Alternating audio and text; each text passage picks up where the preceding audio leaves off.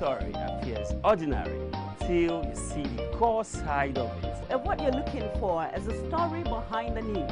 We bring it to you from Lagos, the commercial capital of Nigeria. Giving you all sides and political stories round the clock. Every detail from the start line to the final whistle. CoreTV News, expanding your view.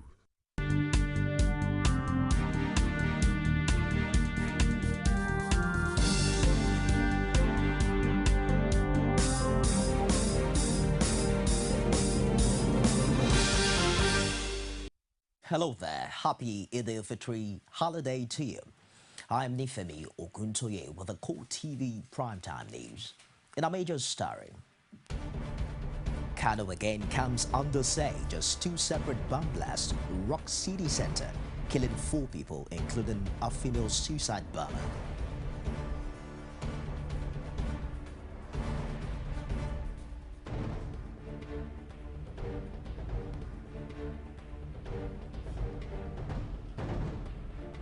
Also in this program, security on high alert across Nigeria as Muslims mark Eid al-Fitr with a resounding call for peace.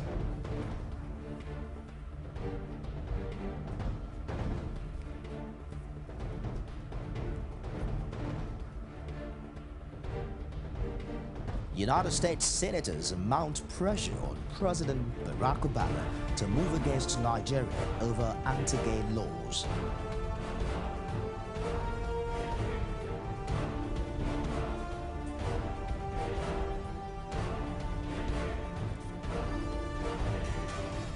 And outside Nigeria, Israeli forces and Hamas observe temporary ceasefire in Gaza to observe Eid al-Fitr.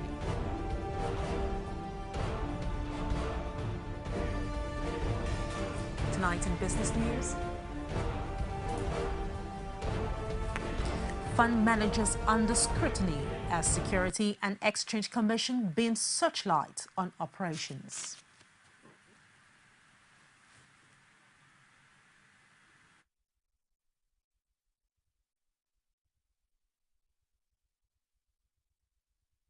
And on sports tonight, KPR manager Harry Redknapp denies Loic Remy's failed Liverpool medicals. We'll begin tonight in Kano, where 2 female suicide bombers struck in the metropolis. That was on Monday. The first one detonated high explosives at the NNPC mega station, killing herself and 3 others. The police explained that the bomber slipped into a crowd buying kerosene before blowing herself up at about 10 in the morning. The second blast happened around 1:45 in the afternoon near ShopRite Mall along Zoo Road. The police said it was also detonated by a female bomber who died on the spot without achieving her aim at the aim of bombing the mall. Well, Kano will not cease to be in the news, at least for now.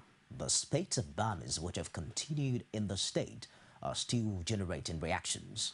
Following what has been described in some quarters as a siege on Kano by terrorists, an analyst, Sam Olisa, admonished the federal government to step up efforts at curbing insurgency in the country. It's very unfortunate. Very, very unfortunate, because every blast comes with a price.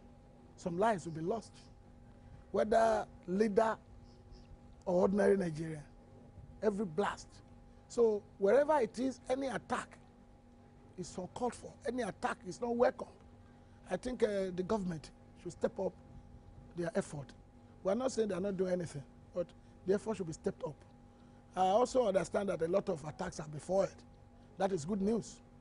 And effort should also be stepped up in that regard, where the society will be involved, where there will be motivation, where there will be reward for those that give such information, so that we can foil attacks. Because the terrorists themselves, they are motivated. They have their own rewards, both on earth and in quote and unquote in heaven.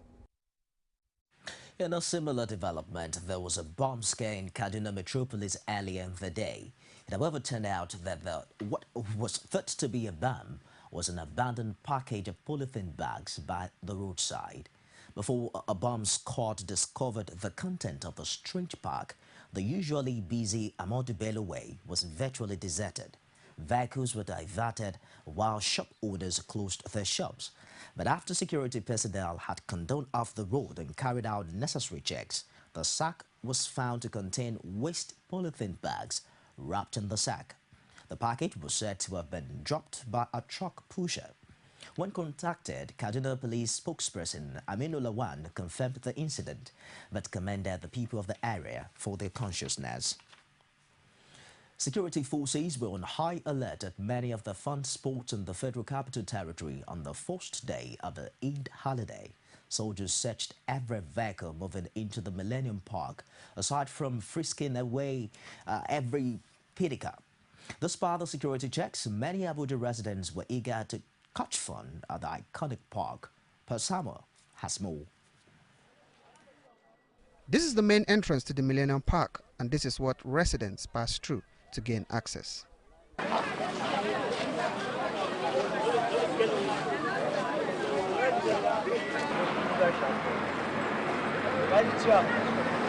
Despite the rain showers, these people turn out in their numbers, but the crowd is clearly not as large as previous years.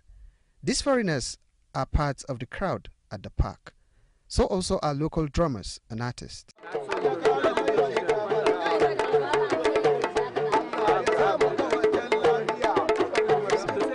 In all this, security personnel were at a lot to make sure the park is safe. But this woman said, in spite of the security presence, she is still scared. I'm doing everything peacefully. Even when I'm here, I'm still afraid. Very soon I'm going to leave here. Someone should be careful. Because at least, despite the fact that we still have security, but they are still coming in. So we have to be careful. For this retired police officer, he wished there was no insecurity in the country. What I'm expecting is that the security of this nation should be very tight. Although I know that the security agents have been doing their best, the government is putting in their best also, but more need to be done. But for this 16-year-old girl, it's fun all the way. Actually, it's been fun, so much fun. I just came out today with my friends, chilling with them. Hope it's going to be a great day. We just have this faith that nothing is going to happen. So if we keep staying at home because we're scared of bomb blasts and so on, it's not going to help matters. So it's better we come out, forget about everything and just pray to God everything goes well. For many of these fun seekers, the prevailing security challenge won't stop them from celebrating the end of the Ramadan fast. But they also agree on the need for increased security consciousness among Nigerians.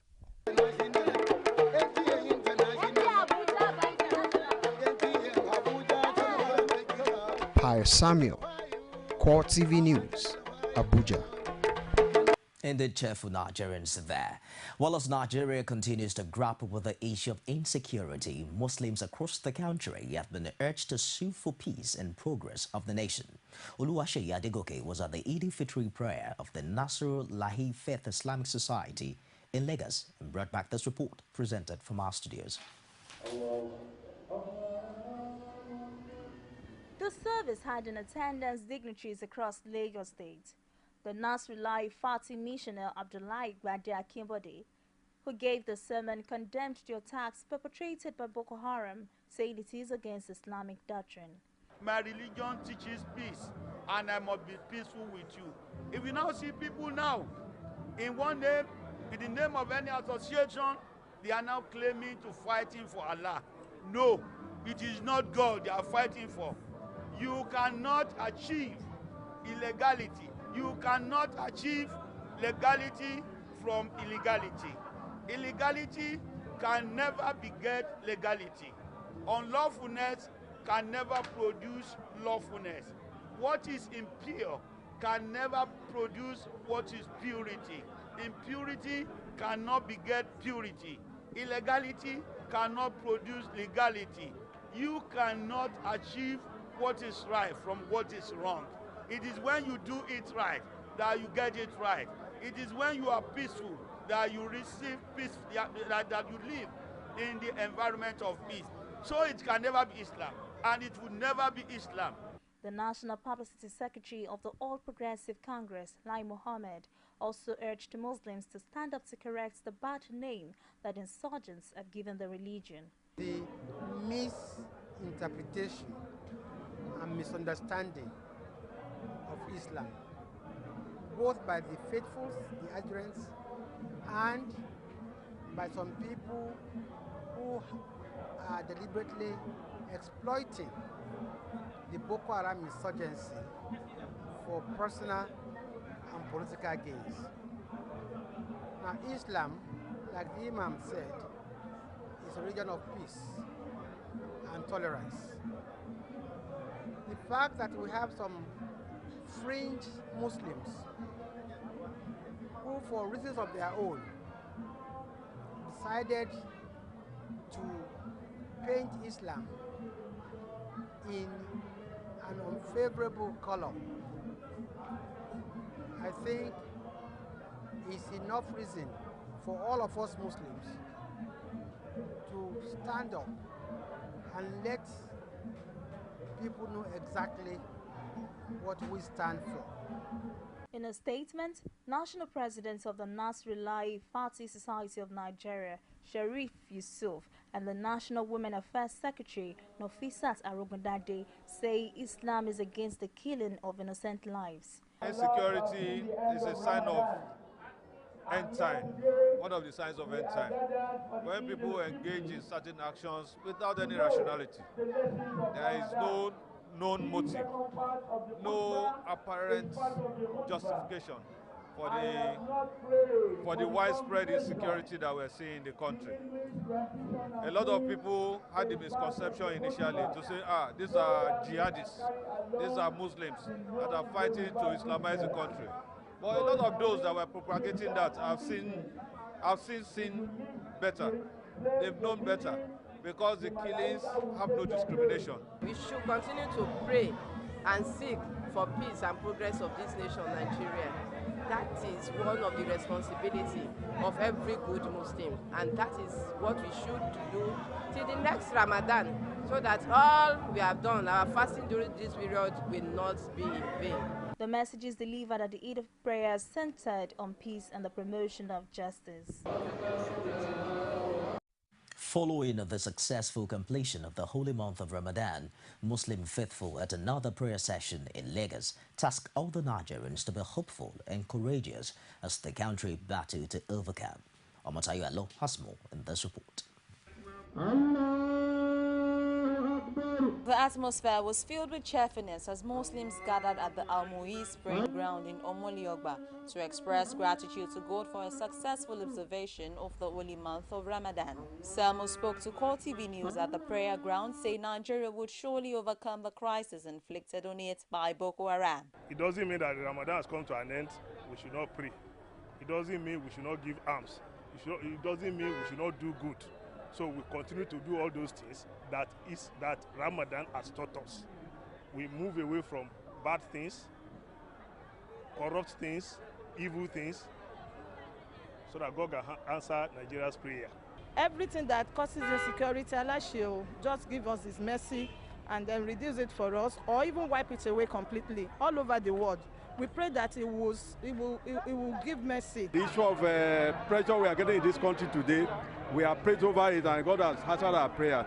And we pray to God Almighty to give us more peace and a rest of mind in this country. They encourage Muslims to continue in the lessons learned during the Ramadan. They advise Nigerians to exhibit tolerance and coexist peacefully so as to make the country habitable for all. Omotayo Alo, CoreTV News, Lagos. As Muslims across the world mark Eid al-Fitr following the end of Ramadan, the Chief Imam of Osogbo and Governor Rauf Aregbesola led Muslim faithful to this year's prayer. The thrust of the prayer session rests on national unity and peaceful conduct of the much-awaited August 9 governorship election in Osun State. Rashid files in this report. With the completion of 30 days mandatory fasting for Muslims, the celebration of Eid al-Fitr is sacrosanct to thank Allah for the success of the holy month. Muslims arrived at the prayer ground in their numbers to participate in the Eid prayers. The Chief Imam of Osogbo, Mustafa Ajishafe, led the Eid prayers.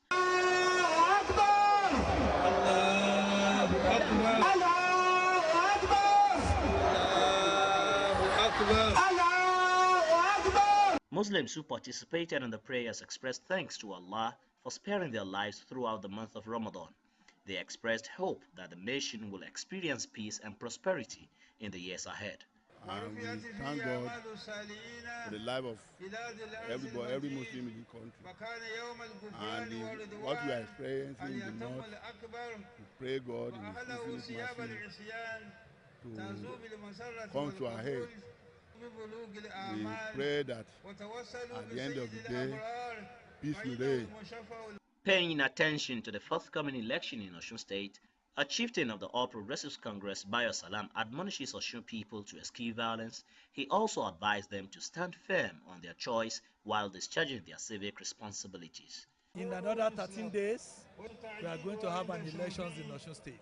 We expected every Osun indigene to be peaceful in their conduct and at the same time to come and exercise their civic right. There won't be any intimidations. Security agents, they are just coming to protect our votes.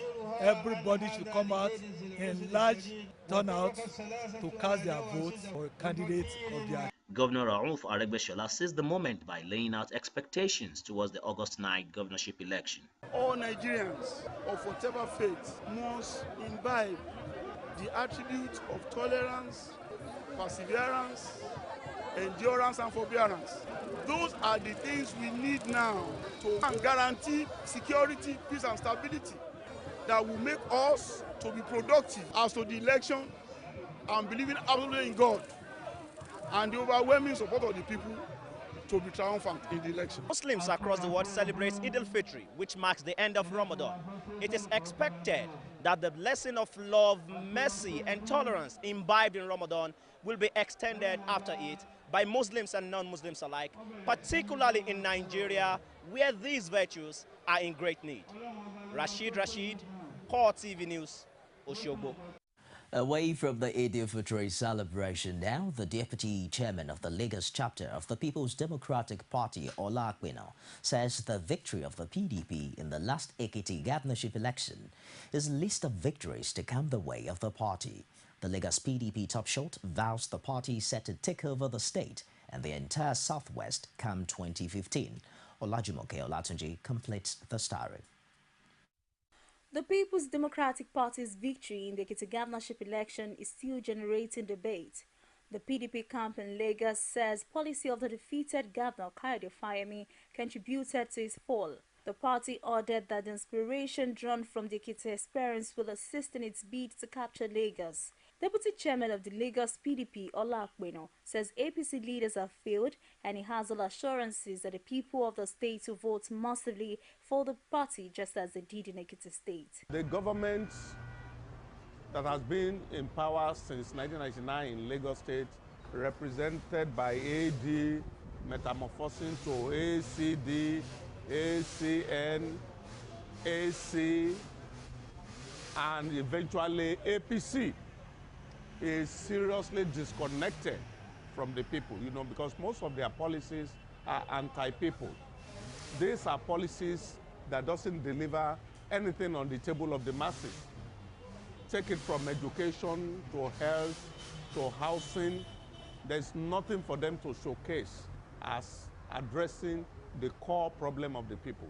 So come 2015, I'm more than confident that if we get it right in terms of fielding a very acceptable candidate to Lagosians, victory is assured. Lagos PDP Secretary says the party is ready to take over the entire southwest, starting with Ekiti, also vowing that Lagos will not be an exemption. Well, before Ekiti victory, there has always been signs that Lagos might vote against APC, and the signs are as follows. The Lagos government have become so insensitive to the feelings of the people of Lagos, to the extent that they have arbitrarily increased the tuition in LASU. The market people too, they were crying. They are not happy with the government. The LASMA people, their behavior along the road is nothing to write home about. the land use charges, where landlords are being billed exorbitantly. They have moved so far away from the mainstream. They don't care about the feelings of the ordinary negotiant. And the reason for all these things is that they know all along that the people vote has never been counted. They have always been used to fraud, manipulation, stuffing of ballot boxes, compromising the system to win. That is why they are so insensitive to all these things they are doing to the masses. And Ekiti election is a very good case in point. When all their leakages, all their fraudulent practices were curtailed and they allowed the real election to be counted, you could see that they were defeated in all the 16 local governments. In a rally held recently in Lagos, Governor-elect of Ekiti State, Ayo Fayose, urged residents of the state to vote massively for a change in the 2015 elections. Olajumoke Olatunji, CoreTV News League. Find out why 10 United States senators are putting pressure on President Barack Obama to move against Nigeria over anti-gay laws after this time out. Don't go away. CoreTV News now provide a platform for live coverage of political rallies and electioneering campaign from anywhere in Nigeria. Political news stories, political editorial reviews, political discussions, personality profile, People's Parliament from the National, State and Local Government Assembly. Contact us now on 0803-471-8550 or 0803-724-9733. 01453-3407. Our 24-hour news station.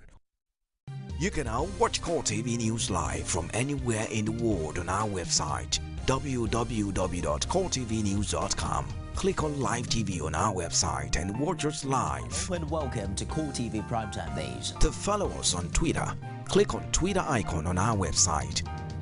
On Facebook, click on the Facebook and YouTube to see all our previous news production. You can also watch us live on YouTube. Click CoreTV, leave a space, then News. CoreTV News, our 24-hour news station. Nigerians continue to the city of Lagos once again Be the first to know. From the north, south, east, west and around Africa, we break the news. One Nigeria. Now you can catch all the actions live as the news breaks. We are CoreTV News. Welcome to CoreTV, our 24-hour news station. From time immemorial, women have birthed life, shaped character, and by extension, influenced the society. Moremi of Ife, Emoten of Benin, Queen Aminat of Zaria, all women of influence and power. Whether it's before election, after election. How ironical. Women being so powerful, yet have few grounds in decision making. They see you as a wife, and I see you as a wife to a man. We are talking women in politics. A woman will be bold enough to stand up and say, I want to become president of Nigeria. Only on CoreTV News.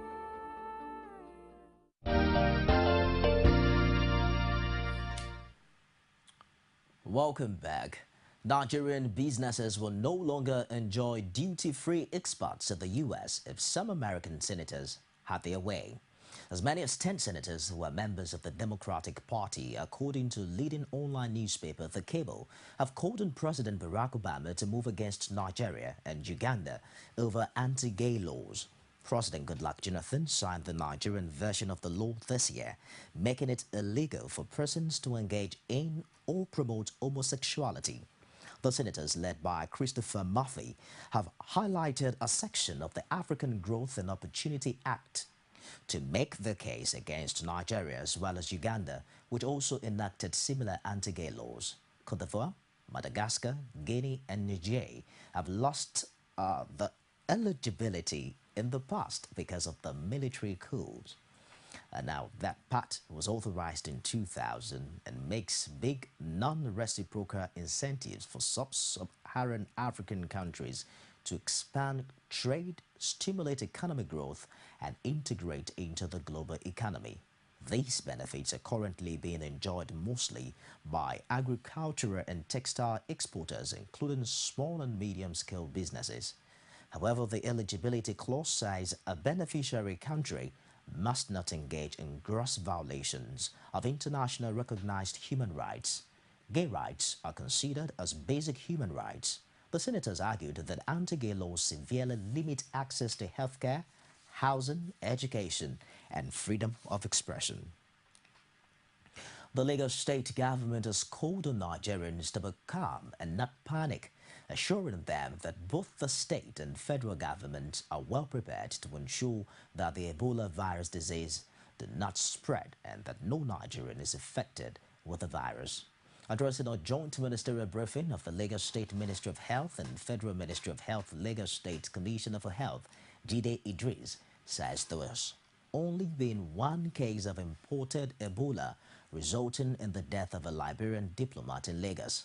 He added that health authorities are very proactive about the detection of the Ebola virus, and the Liberian, who was on his way to Calabar for a conference, by ensuring that all contacts are being actively Preliminary laboratory followed. investigation conducted by the NCDC A1 Virology Laboratory of Lagos University Teaching Hospital and the World Bank funded African Center of Excellence for Genomics of Infectious Diseases of the Redeemers University detected viral DNA and in both blood and urine samples obtained from the patient, and both were positive for the pan-filovirus analysis and the Ebola Zaire MGB virus strain specific analysis. In conclusion, we can categorically state that as of today, we have only one case of imported Ebola virus and only one death as of now. No Nigerian has been reported infected, but all the contacts of this person are being actively followed.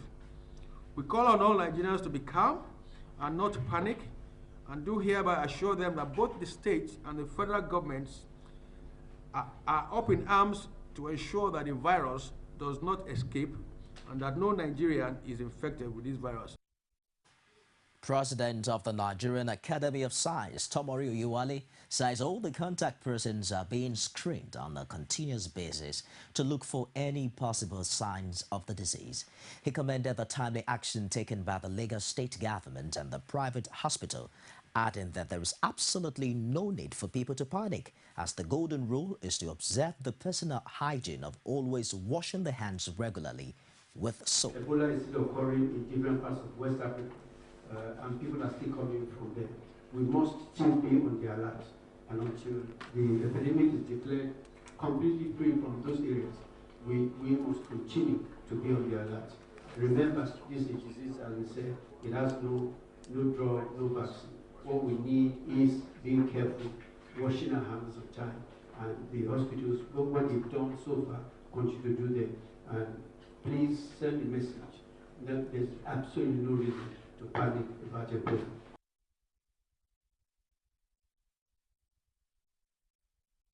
Following the suspension of flights to Liberia by Eric Airline in Nigeria, some passengers to Monrovia and Banjul are now stranded in some parts of the country, including Lagos. CoreTV News learned that some stranded passengers at the Murtala Mohammed International Airport were trying to make alternative plans to travel to Monrovia. Some of them, including Nigerians, wondered why the drastic measure to cut off some countries on the continent because of the deadly Ebola virus was important. Some airlines had announced the suspension of flights from Nigeria to Liberia, Guinea, Sierra Leone, and the Gambia, a move taken to curb the spread of the virus. Only one airline in Nigeria operates commercial flights to international destinations. It was learned that some of the stranded passengers had opted to fly to Ghana or Benin Republic first before connecting another flight to their destinations.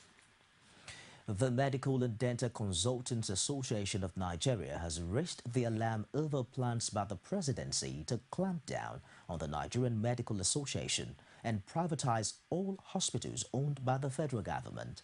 Doctors and government hospitals under the aegis of NMA have been on nationwide strike for the past 1 month over alleged breach of agreement reached by both parties.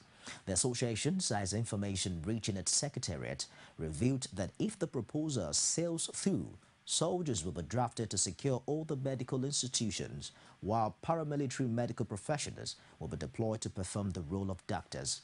The president of the association, Steve Oluwole, in a statement in Abuja, wondered whether the replacements will be better alternatives to roles performed by doctors. Security and Exchange Commission's beam searchlight and fund managers. Find out why when we return with the business segment of our primetime news with Sabena Izoko after this break. Stay with us.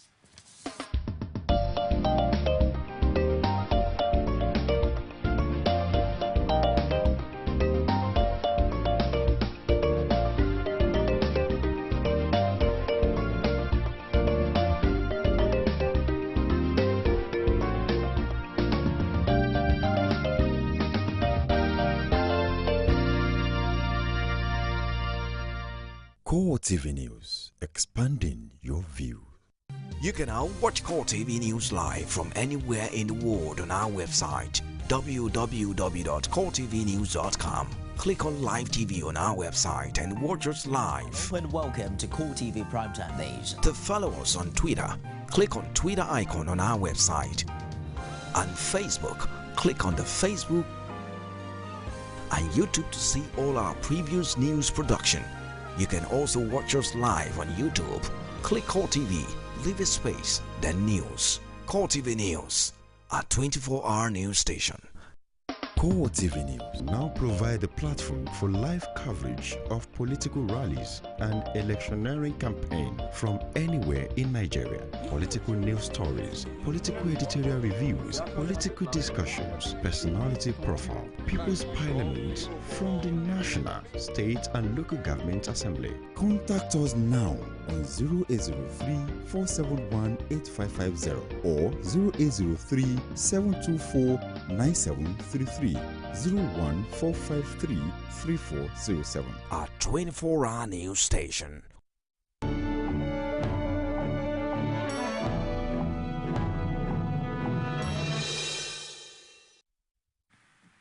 Hello there, you're welcome to the world of business with me, Sabena Izoku.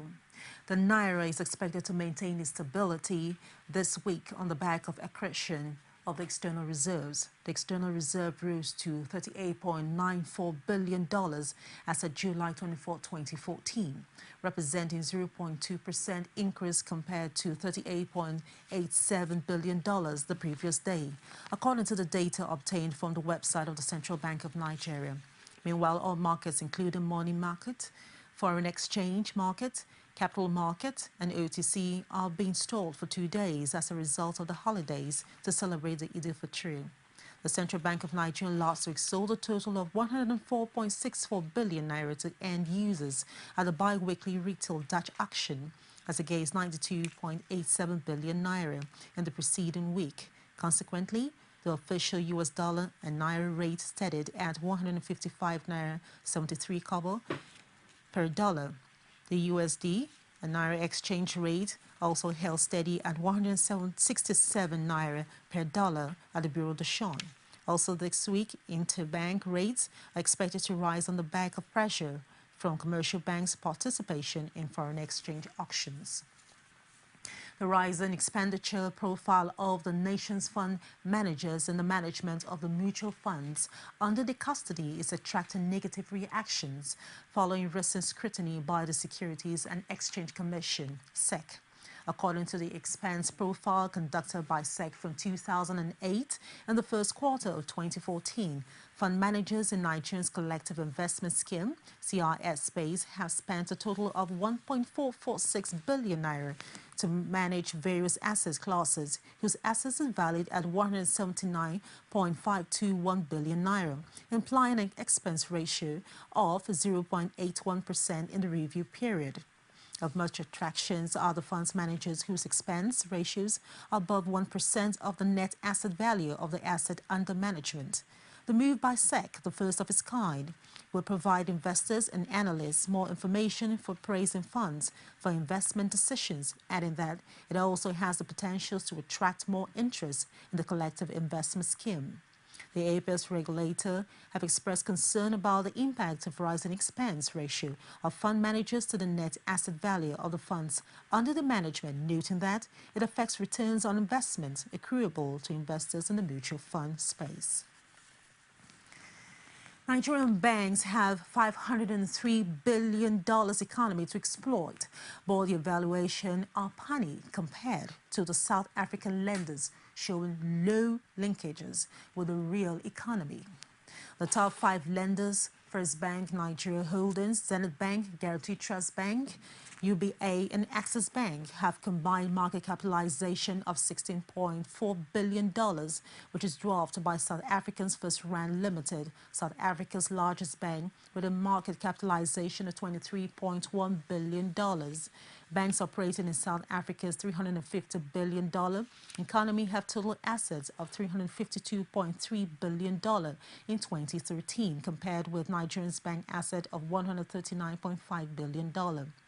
South African lenders' assets will equal 100% of gross domestic product, compared to 28.2% of Nigerian lenders. Investors are valuing South African lenders at premium to the Nigerian peers, as they trade at an average of 2.1 times book value, compared to 1.44 times of Nigeria's top 5 banks. Nigeria and South Africa are in the number 1 and 2 economies in Africa, respectively, and together they make up nearly 40% of continent's gross domestic product. Bond issuance volumes from the sub-Saharan Africa have already surpassed last year's level, with the promise of more to come, and Nigeria leading the trend of corporate issuance. African and African-related issuance, excluding South Africa and the Maghreb region, have already raised $9.35 billion as of July 25th, according to the International Financial Reporting data, which compares with $8.28 billion in 2013. The increase in issuance out of the sub-Saharan Africa reflects investors' search for higher-yielding assets as well as portfolio diversification. And while new or rare sovereign borrowers are lending the way, and Nigerian banks as well as energy companies are taking advantage.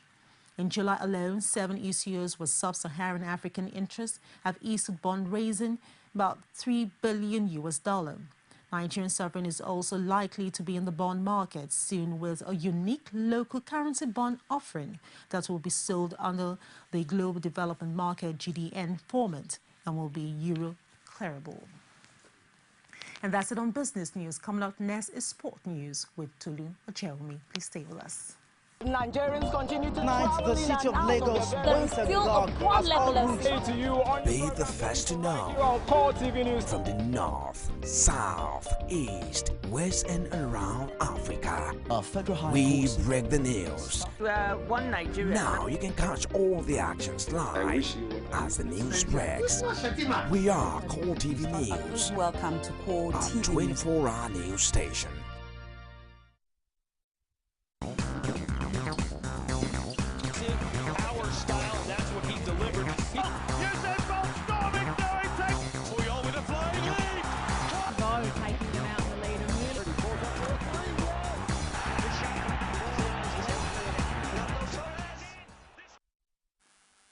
I'm Tolu Ocheomi, here with the ever-exciting world of sports. The superb form of the Nigeria table tennis squad was thwarted on Sunday after the Segun Toriola-inspired side fell 3-1 to Singapore in the semi-final tie of the men's team event at the ongoing 2014 Glasgow Commonwealth Games in Scotland. In spirited efforts against defending champion, the team honorably bowed to Asian giant 3-1 to be aiming for the bronze medal. Before setting up the last 4 clash against the highly rated Singapore, the Nigerian side led by veteran Segun Toriola had conquered youthful Northern Ireland and Australia in the race to the semi-final stage of the competition. Despite qualifying easily from Group D, made up Bangladesh, Kiribati and Mauritius, the Nigerian side had to contend with Northern Ireland in the knockout stage to be certain of playing in the quarter-final stage. In the meantime, Nigerian national women's under-20 team arrived in Moncton on Sunday morning for their final training tour ahead of the 2014 FIFA Under-20 Women's World Cup in Canada. The Falconets had departed the country aboard 2 batches on Thursday, 24th and Friday, 25th July, after being airborne for about 16 hours. The African representatives spent 6 hours en route Abuja to Frankfurt, Germany, before connecting to Toronto after 7 hours, and later arrived to their training base in Moncton, Canada. The team is camped at Crown Plaza Hotels and Resorts, downtown Host City, until 1st of August for the final training tour.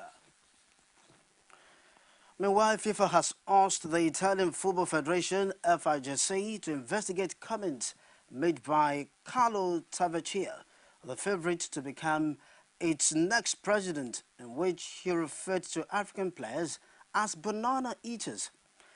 FIGC Vice President Tavecchia has received a wave of criticisms for his comments, which came at the Summer Assembly of Italy's Amateur Leagues, LND.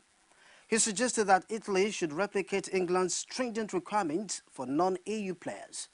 Tavecchia apologized twice for his remarks, but gave no indication that he will end his candidacy for the FIGC presidency.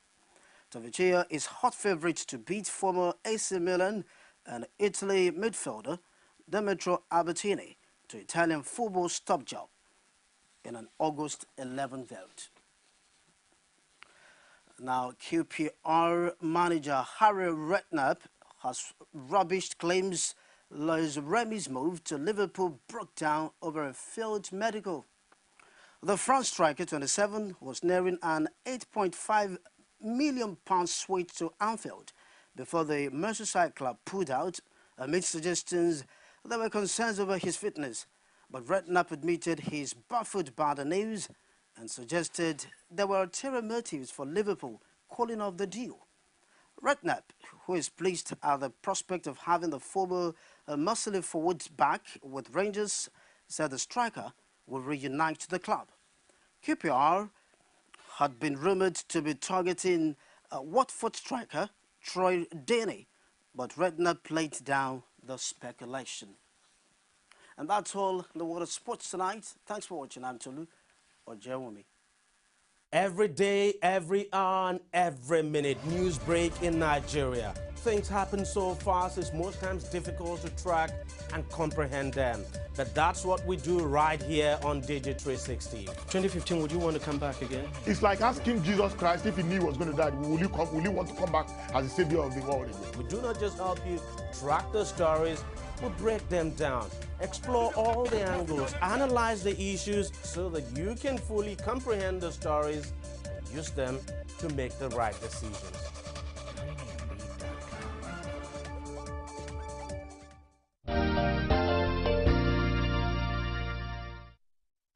Welcome back. Fighting subsided in war-torn Gaza at the start of the Muslim holiday of Eid al-Fitr as world powers step up pressure on the warring sides to immediately end the 21-day confrontation.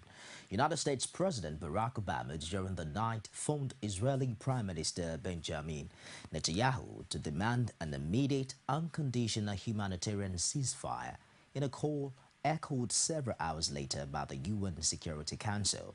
As diplomatic efforts intensify to broker an end to the bloodletting, which has claimed over 1,000 lives, both sides appear to have settled into an undeclared ceasefire arrangement, with the skies over Gaza calm for a second night running. The army said only one rocket had struck Israel since midnight, hitting the southern port city of Ashkelon, while in Gaza, there had been no Israeli airstrikes during the night. Military spokesman Morty Almers described the overnight calm as an unlimited calm, but warned that the army is ready to resume its activity at any time. The army said troops were continuing to locate and destroy a network of cross-border tunnels built by Hamas militants for infiltrating southern Israel, with another few tunnels left that still needed to be destroyed.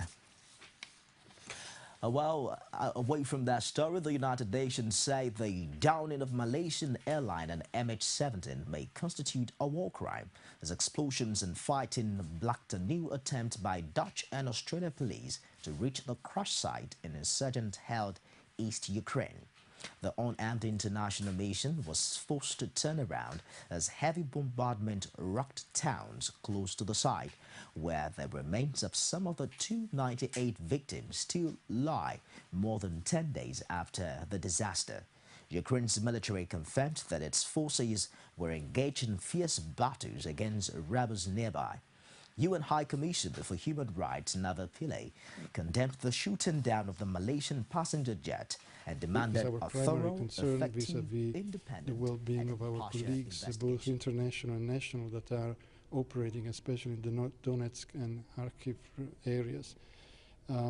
It is a dangerous situation. We may have to relocate them. We may not be able to have access to certain areas where we would like to be, and of course security consideration will also guide what we will be able to see and report on at any given time.